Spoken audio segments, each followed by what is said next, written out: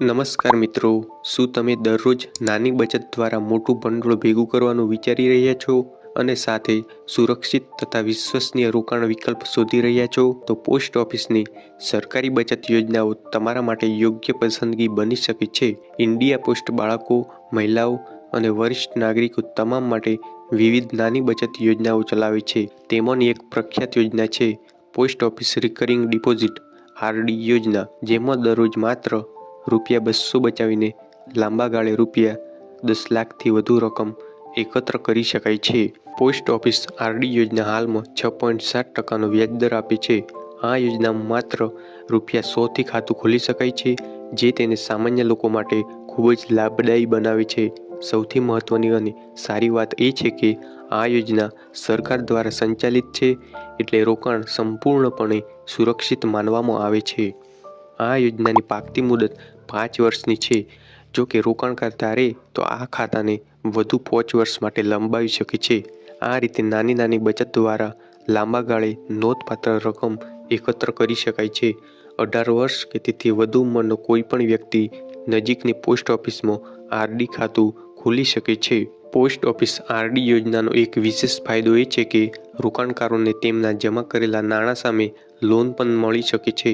ખાતું 1 વર્ષ સુધી ચાલુ રાખવા બાદ જમા રકમના 50% સુધી લોન મળી શકે છે. આ લોન પર માત્ર તમને 2% વ્યાજદર લાગુ પડે છે, જે તેને વધુ સારી યોજના બનાવે છે. આ યોજનામાં રોકાણકારોને પાકતી મુદત પૂર્ણ થાય તે પહેલાં પણ ખાતું બંધ કરવાની સુવિધા મળે છે. 3 વર્ષ બાદ પ્રી-મેચ્યોર ક્લોઝર વિકલ્પ પસંદ કરી શકાય છે. ખાતાધારકના અવસાનની સ્થિતિમાં નોમિની જમા રકમનો દાવો કરી શકે છે અને ઈચ્છે તો ખાતું ચાલુ પણ રાખી શકે છે.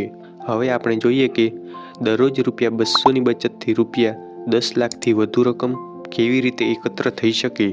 જો કોઈ વ્યક્તિ દરરોજ ₹200 બચાવે છે, તો તે દર મહિને ₹6000 થાય છે.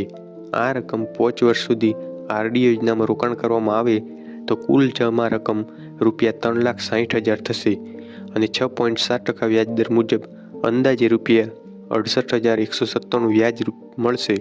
એટલે 5 વર્ષ પછી કુલ રકમ લગભગ ₹4,28,197 થશે. જો આ રકમને વધુ 5 વર્ષ માટે લંબાવવામાં આવે છે અને દર મહિને ₹6000નું રોકાણ ચાલુ રાખવામાં આવે છે, તો 10 વર્ષમાં કુલ જમા રકમ ₹7,20,000 થશે. આ સમયગાળા દરમિયાન અંદાજે ₹2,05,131 વ્યાજ મળશે. પરિણામે 10 વર્ષ પછી કુલ રકમ લગભગ ₹10 લાખ સુધી પહોંચી શકે છે.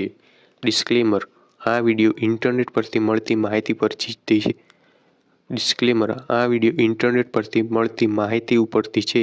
કોઈપણ યોજનામાં ઇન્વેસ્ટમેન્ટ કે રોકાણ કરવા પહેલાં સત્તાવાર પોર્ટલ કે તમારે નજીકની પોસ્ટ ઓફિસમાં જઈને પૂરતી માહિતી લઈ લેવી, પછી જ રોકાણ કરવું.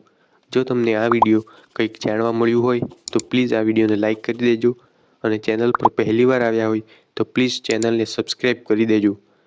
તમને દરરોજ આવા ઉપયોગી વિડિયો જોવા મળતા રહેશે. Thanks for watching.